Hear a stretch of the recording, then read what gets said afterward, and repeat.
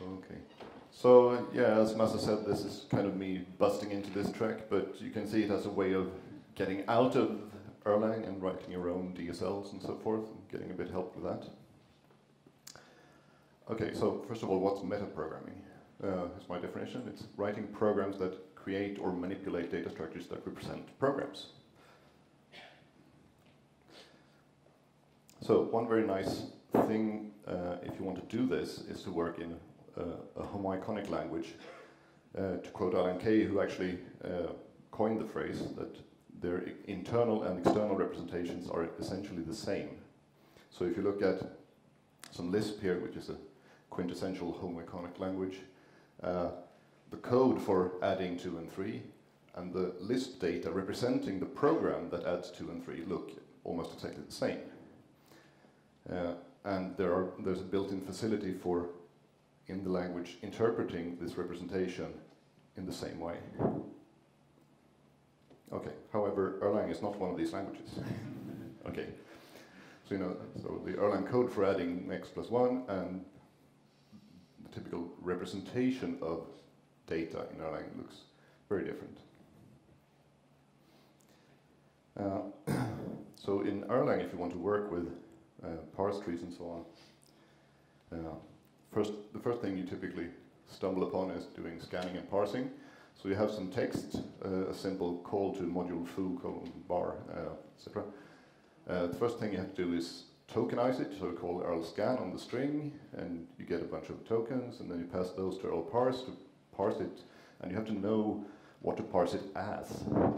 So in this case, I know it's an expression. It's not a function definition or something like that. It's an expression, so I pass it to parse expers, and then I get a list of this yucky representation of this syntax tree.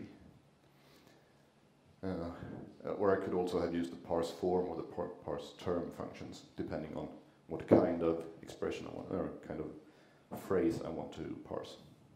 So this is kind of messy. And if you look at the abstract format, it's structured something like this. So a function call has a couple of subtrees, one saying that, oh, I'm a call to a remote thing consisting of the module name, which is an atom foo, and the function name, which is an atom bar. And I have a bunch of arguments, the first of which is an atom, and the second of which is an integer, and so on. This is sadly, these days, documented. The documentation is yay long, and you don't want to read it. Also, there are line numbers everywhere in this representation, so it's not really nice to work with. And it's not nearly abstract enough. So you have stuff like, well, the explicit representation in terms of using tuples. There's a lot of details that you don't really want to think about in the common case, like the line number of that particular expression.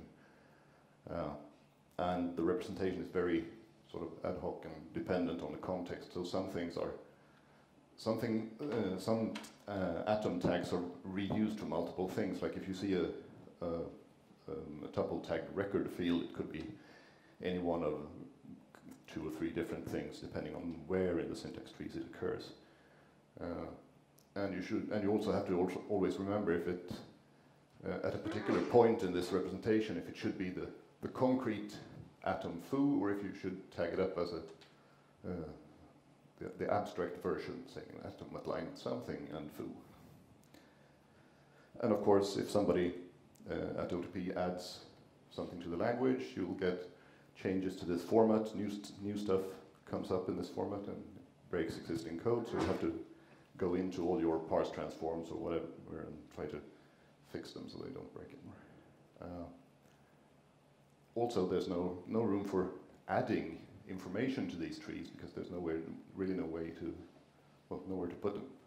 If you want to make annotations on certain functions or something like that. So it's not abstract enough. That's why I once upon a time wrote the syntax tools.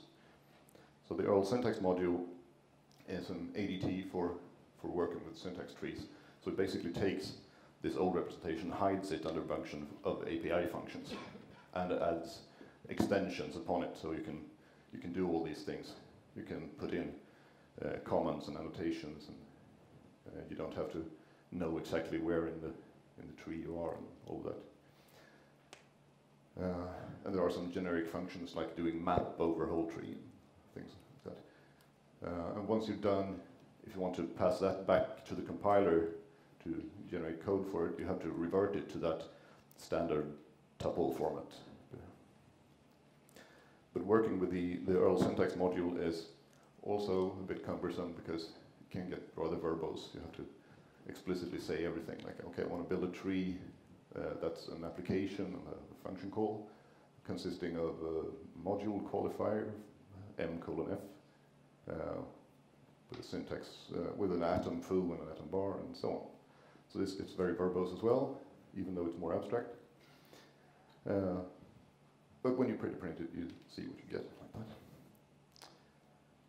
that. Perhaps the most annoying part is that if you want to decompose something, you have to use all these functions for analyzing what you have. So you have to call Erlang syntax type on the tree and find out that, oh, I have a function called application. So let's look at the operator and figure out that, oh, it's a module qualifier, so I have m:/f here, and so on. Pick out the subtrees. Whereas if you work with the plain tuples, you can do matching. You can write something complicated like this. It's not beautiful to look at, but at least it's quite compact.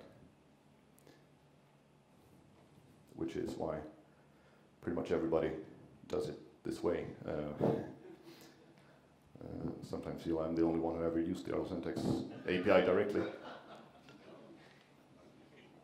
Yeah. Okay, so what if Erlang syntax had some kind of patterns? And I had that idea a long time ago as a PhD student in, say, 97 or something. But I had some beer to drink and something. So let's look at something else for a while.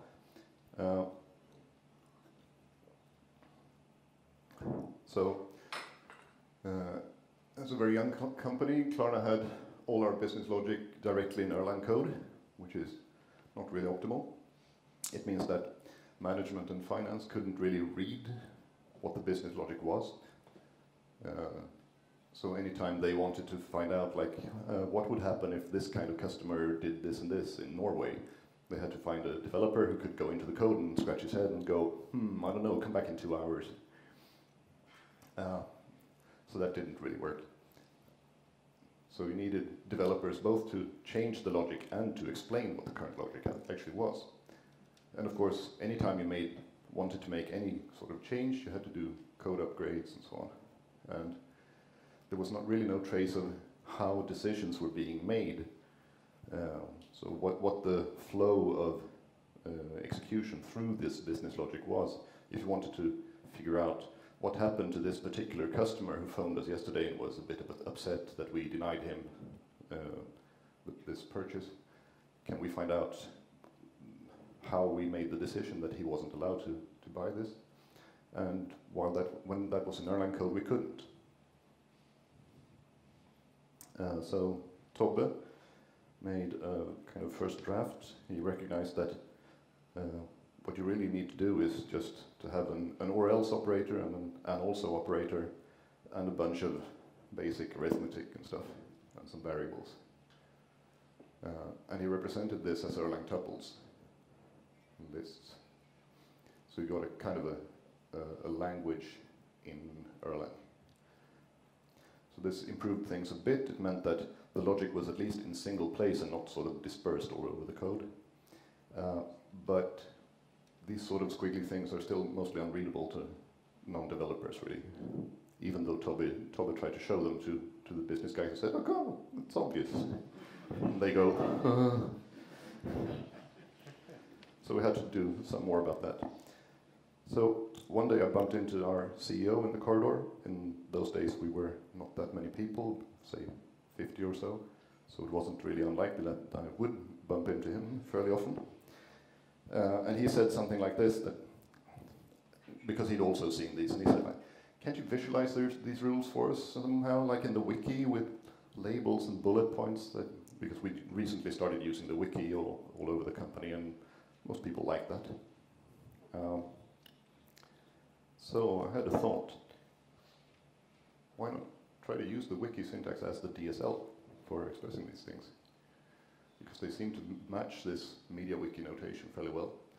So you can say, you could use the syntax for writing a title, for giving a name to a rule, and then you could write some comments, and then you write a bullet list with some statements or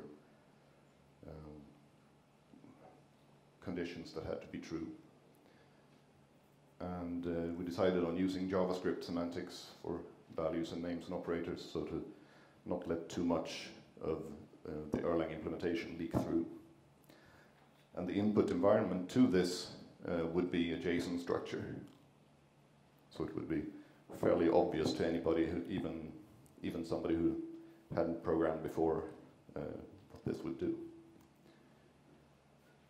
You can also very easily nest conditionals with this syntax.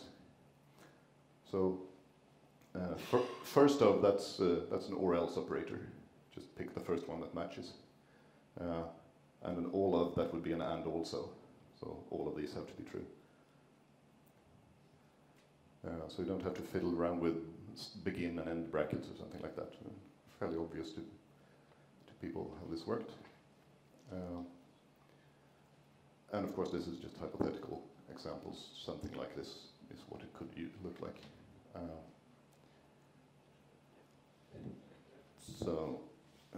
Another interesting thing is that we use the syntax for links as the syntax for calls, which meant that they simply became clickable. You could click your way around between rules, because the syntax for calling a rule was the syntax for the link.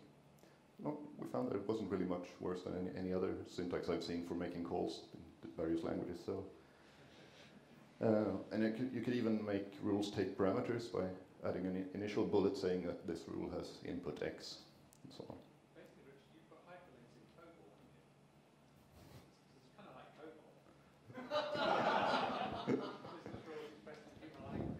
Yeah. Okay, so the good thing with this is that non-developers can read and mostly understand these rules, so they could fairly easily start writing their own rules and modify existing rules and so on. And rules got updated separately from code, so we could load code as a separate load rules as a separate operation. We could keep track of versions of rules, when they were updated, and so on. So that when you wanted, in retrospect, to find out why a particular business decision was made in a particular way, you could see that at that date we were running under these rules, and so on. And we also could save evaluation traces for analysis and debugging to figure out what paths are being taken in these rule systems. So, and you keep all the rules in one place and don't mix them with system implementation details. So that's the good thing. The bad thing is that the language is quite simplistic, and as in Prolog, negative rules become kind of tricky if you know how negation as failure works.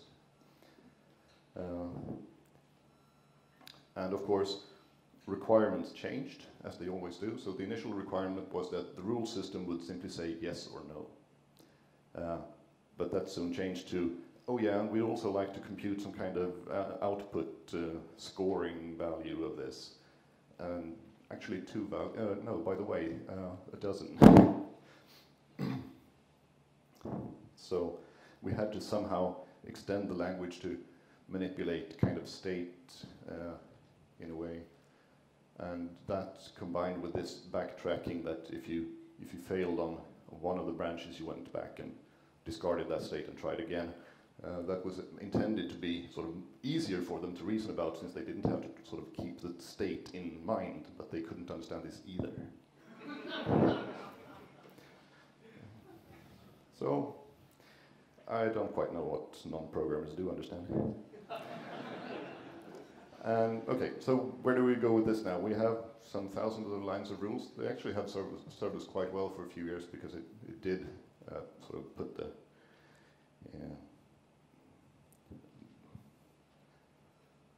take the heat from us, so we didn't have to maintain these business rules, and the business guys could actually understand them, maintain them themselves.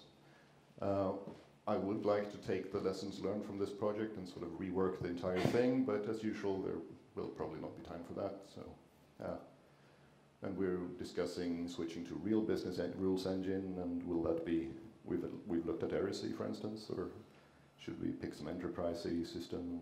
We don't know quite right now. Okay, so the implementation of this. The first version was a simple interpreter written in Erlang, of course. It was easy to write, and it's easy to tweak and debug it while you're just doing an interpreter. And the fact that the DSL language itself is definitely not Erlang, that's not a big problem when you're interpreting, when you're writing an interpreter, because the interpreter can easily be very different from the language it runs on. Some implementation details was that it's hard, as you probably know, to share a large data structure between processes in Erlang. So if you have this fairly large syntax tree representing a few thousand lines of rules, and you want to share that between several processes, you need to copy it. And that would be some overhead, so we decided to start out easily with a single server that actually held the syntax tree and did the evaluations for you.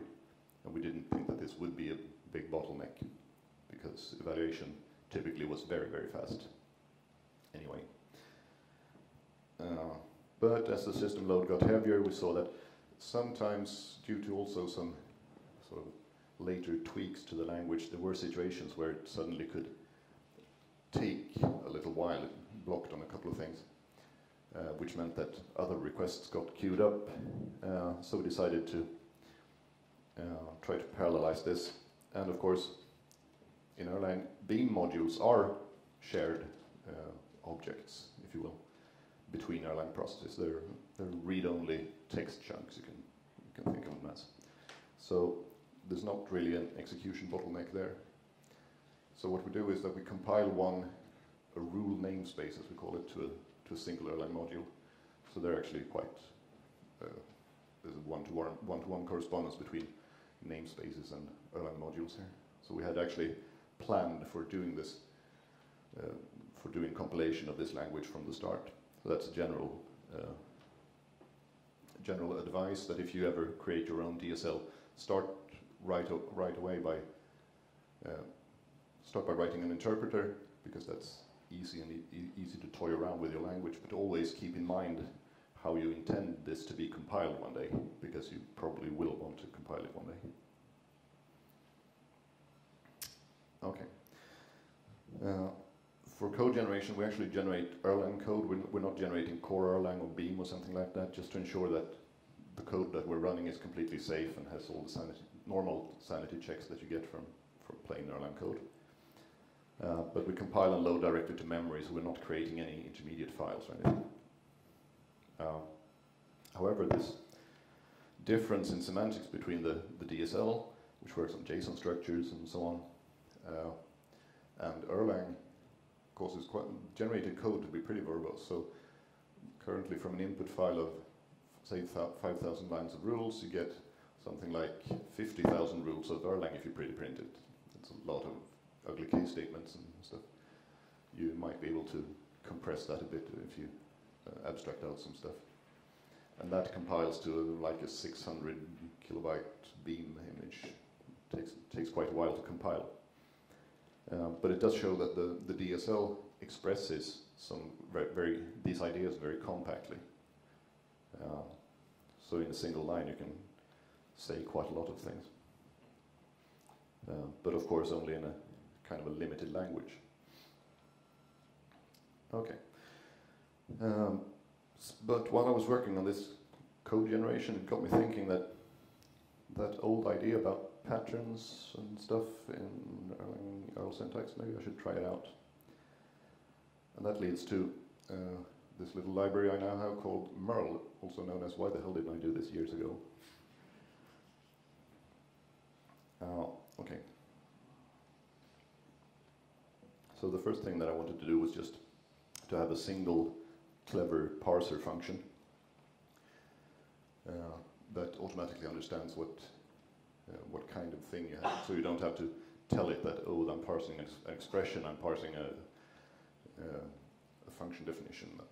You don't have to do anything special here.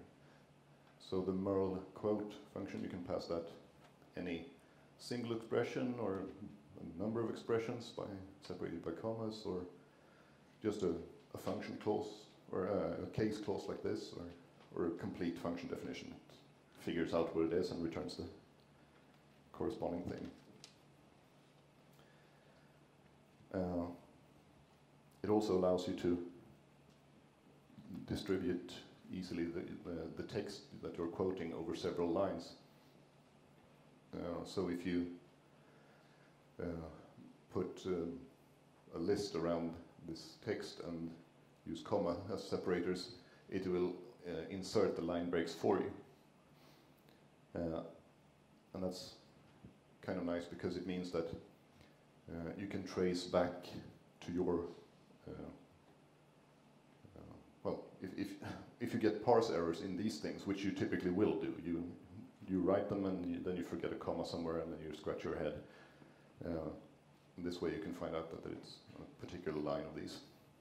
For 3 lines, maybe it's not so much, but if you have 10 or more, it's a help.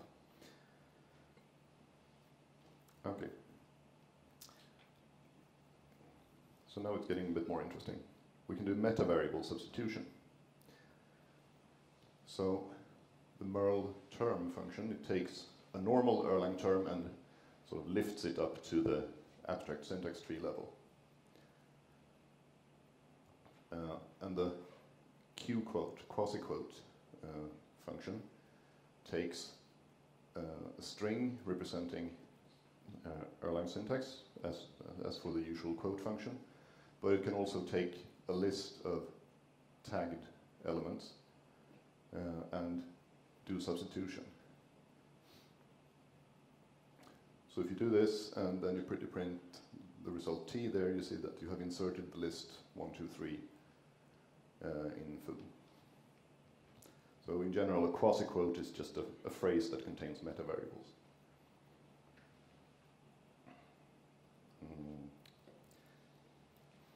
And it turns out that you need some special versions of these so to be able to sneak them past the normal parser and tokenizer, and then afterwards recognize that, oh, this is a metavariable. And so you can do substitution. So for most cases, you can use normal variables. Wherever you can have a normal variable, you can write a metavariable starting with underscore at. But in some cases, you're only allowed to use atoms. For instance, at the start of a function, the parser will complain if there's anything except an atom here. So you have to be able to use atoms as metavariables as well. And there are even cases where you have to make use of integers as the arity part of a function arity pair. Or in extreme cases, even a string in a file declaration. I think that's actually the only case where you need the string. There's another complication is that you may need to do some lifting. So if you add an extra underscore after that initial at, it means that this variable actually is going to sort of engulf the whole level above it as well. And that's needed if you want to do something like a metavariable that stands for this whole function / arity pair. If I didn't do lifting, it would just represent this atom here. But I wanted to represent this whole pair. But there's no way I can just put a single metavariable here in the export declaration because the parser will complain. So instead I have to do this little thing where I put the metavariable here and then I say that back up one level and let it stand for this whole thing. And then I can replace it with whatever. So there are some tricks that you have to know about in certain situations, but mostly you can get away with just plain normal metavariables. So let's add some macros on this to make it easier easier to write some things. So first of all, the uppercase Q macro replaces all these calls to merl quote and quasi-quote. So thankfully these days we have, if you haven't discovered it before, you can write macros that take different numbers of arguments, just as with functions. So if you're not doing any substitution, you can just use Q with a single argument, and if you want to do some substitution, you can use Q with something containing metavariables and a list of tagged items. Also, these macros do another extra nifty thing. They take the current line number from your source code and automatically inserts that in the call to merl, so that if you write something stupid in these strings, it will actually tell you the precise line in your source code where the error was. That helps a lot when you're writing these things.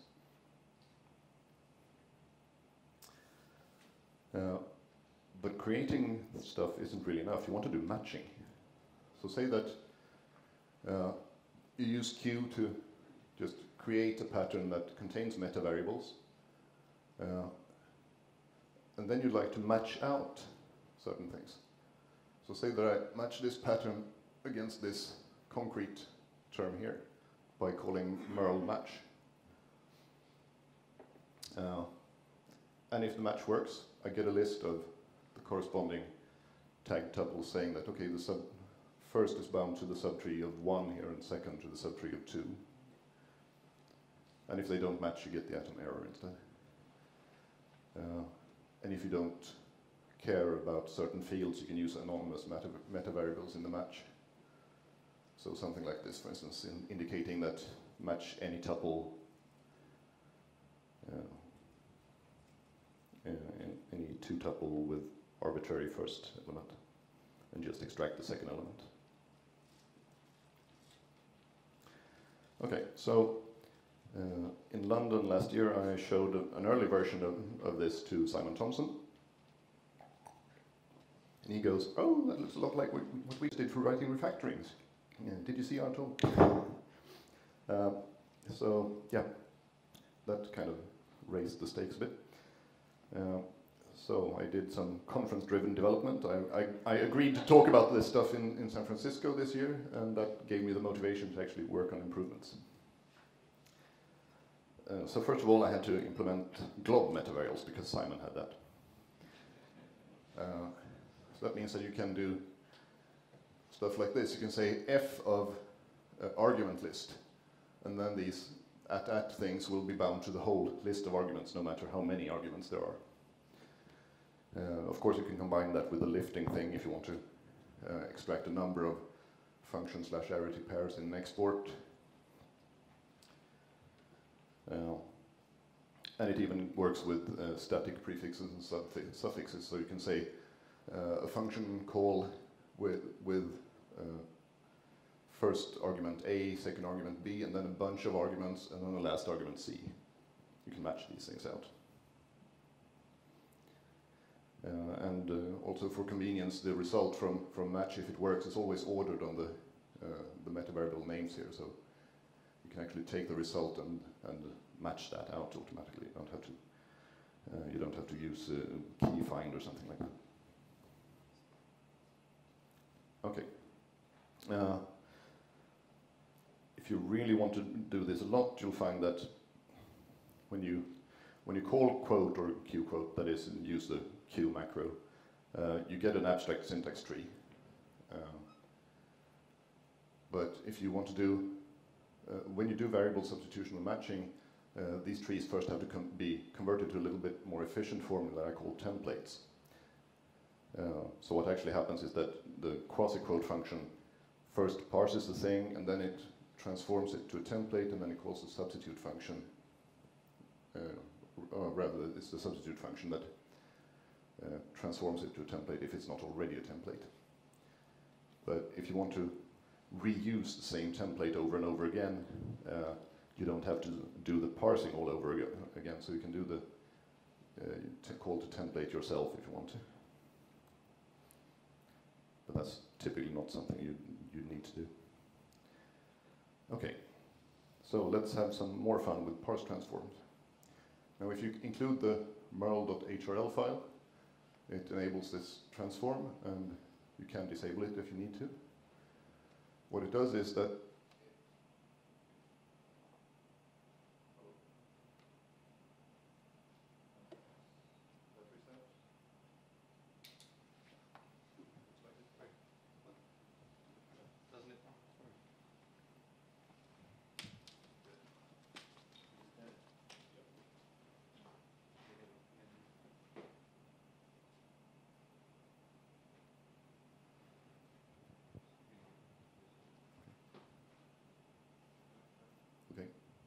you hear me?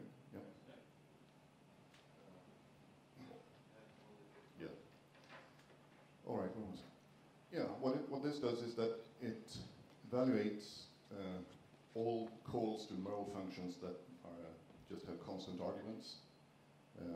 So it does a kind of a partial evaluation if you want, and it parses quoted strings ahead of time to templates at compile time, so that at runtime there's no real point in why the parsing of this, tokenization, parsing of this and turning it into a template and so on, that doesn't have to be done at runtime. So this parse transform does it at compile time for you. Actually turns this into something like just a simple call to instantiate this template, and you get the constant template structure in that place instead. So that avoids a lot of the overhead. And in fact, the parse transform is used to compile the parse transform using some makefile trickery. Does 2 passes and so on, but that makes parse transform faster.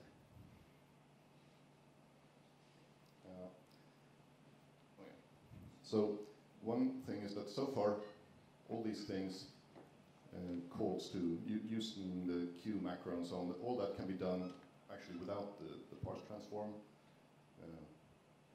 So you can include the merl.hrl file and turn off the transform, and all this stuff will still work, except for this feature, which is a very nice feature.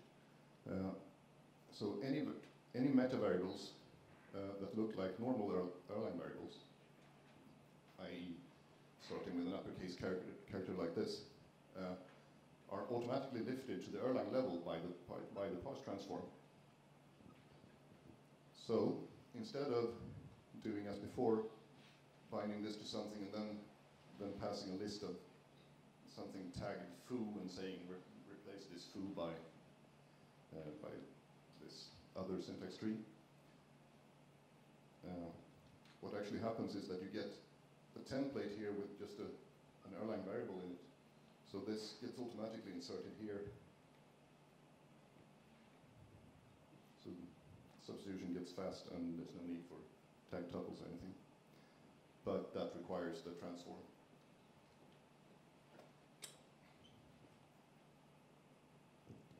And there's a final trick which I found to be quite useful when you're writing, when you're using this to write something, is that you very often come upon something that you need to take something like a number or an atom or a list of numbers or something, and you need to lift that to the syntax tree level, and insert it in another syntax tree.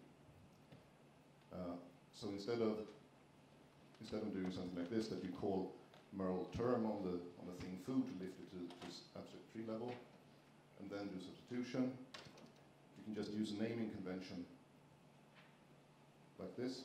So a normal an auto-abstracted variable looks like this. It has an at the start and at the end. That means that if foo is a constant 42 on the Erlang level, it will all be automatically turned into the abstract syntax tree for the atom 42 and inserted at that point. So that removes quite a lot of the need for intermediate variable names, because before I did this, I found myself writing these silly temp foo all over the place just so I could insert them in the next line. And also, most of these explicit calls to merl term also disappeared. Finally, finally, I've been experimenting a bit with simplifying case switches, so you can write something like this to take an incoming syntax tree that you don't know what it is, and you do something corresponding to a switch. If it's this kind of thing, then do that, and so on. I'd like to make the parse transform actually expand these things inline to just real Erlang pattern matching. We'll see about that. The Merle module also has a simple API for building a new module. So what you do is you call init, you tell it the name of the module that you're generating, and then you can start adding function definitions and record definitions and import and export statements. No, you don't have to add export statements. When you add a function, you say whether or not it's exported, and that's handled for you. And you can update which is the source file for this thing if you want to track debugging information and so on. Once you're done adding functions and stuff, you just say, give me the syntax tree forms for this module so I can do something with it. Oh yeah, there's also a couple of functions for actually compiling these to binary that you load directly to memory, so you never have to go down to disk. So it's very, very easy to generate your own Erlang modules on the fly at runtime. You basically just call init, add a bunch of functions, take the forms and compile them, load them, done. So when I was in San Francisco and gave this speech like a month or so ago, I said that it would be on GitHub soon and probably within a week or two. It's still not there because I've been very, very busy since I got home. And I hope to get it out now very, very soon. I'd like to submit it for inclusion in OTP one day. It's not clear whether or not this should simply be a part of syntax tools in the next release or something, or if it should be a separate app. I'm leaning towards making it part of syntax tools because it's just one module. Decomposing existing trees, for instance, if you want to use this to write a parse transform, it's still a bit messy, so we'll see what I can do with this switching idea. Okay. So how am I for time? 5 minutes.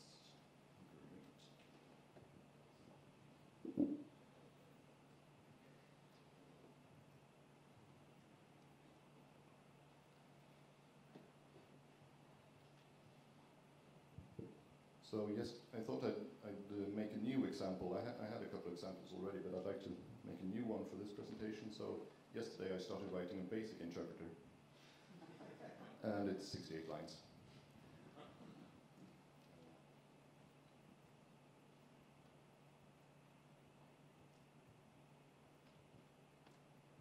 And here's the little test suite. The most important thing is this last example actually shows how it works. So you have a representation of a basic in using Erlang tuples. So you can imagine that the parsing stage is already done.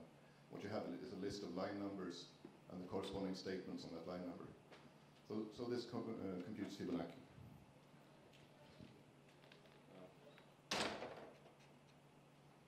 So this was the interpreter. As I said, it's often very easy to write an interpreter first.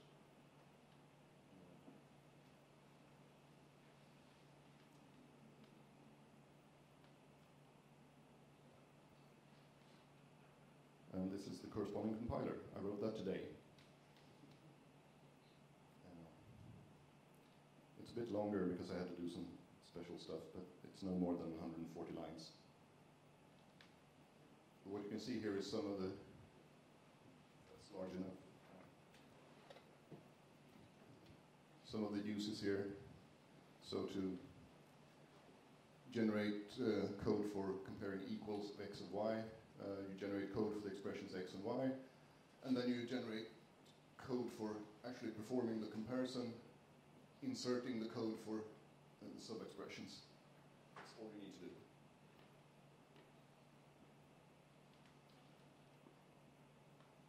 So yeah, that's a basic compiler. It has some support runtime functions here.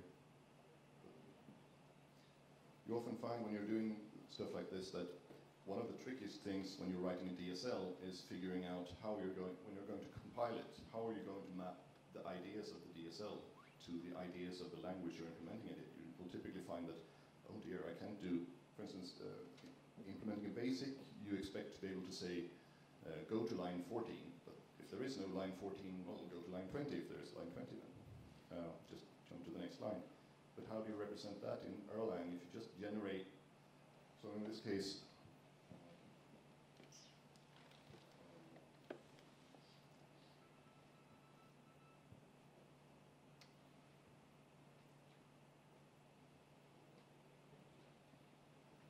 this is some of the generated code for one of the examples.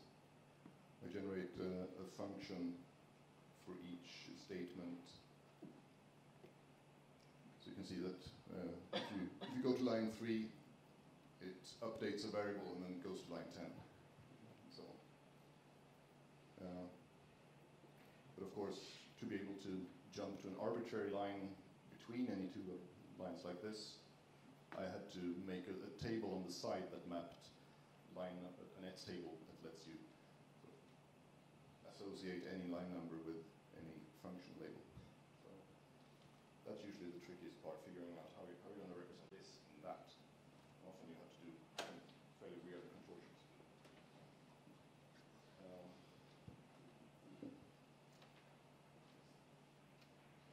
For my previous version of this, I wrote a Lisp. So here's a small Lisp. It's 150 lines. As you see, it's very similar to the basic implementation, but it's actually full lambda calculus with a Y combinator.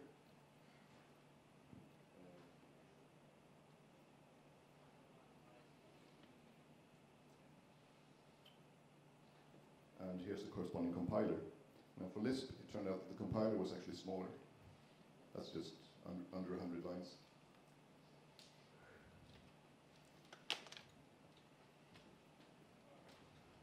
Yeah, that's the Y combinator there. So this is a bit different. It generates a single Erlang function for your entire Lisp program and then executes that. So different solutions for different DSLs. Okay, questions? Can you write a C++ compiler? Sorry. Could use list labeled Erlang and turn this list into list labeled Erlang? Because it's got that feature. Yeah. Take a Erlang syntax tree and output some list labeled Erlang. Yeah. Or I could use this to compile Lisp LFE to. Yeah. Let's see. And have you looked at the macro facility of list labeled Erlang and or letters, or because it might have been handy for this kind of stuff? Maybe. Oh, you haven't? No. No. Would you call your business logic machine a kind of expert system? No, because it's not actually doing any, not doing any kind of reasoning or searching or anything like that. It's just linear code, actually, but written in a way that most people can understand. Yeah. Maybe this is before fitness and decomposition. It feels like that would be a fit in the beginning, something we just translate natural language to a function call that is the sentence to say. You mean for the DSL we have? Yeah. Yeah, maybe. So yeah. So it seems like in the beginning we almost were inventing fitness. If this works before fitness. At the same time. I still don't quite know fitness. I've heard about it.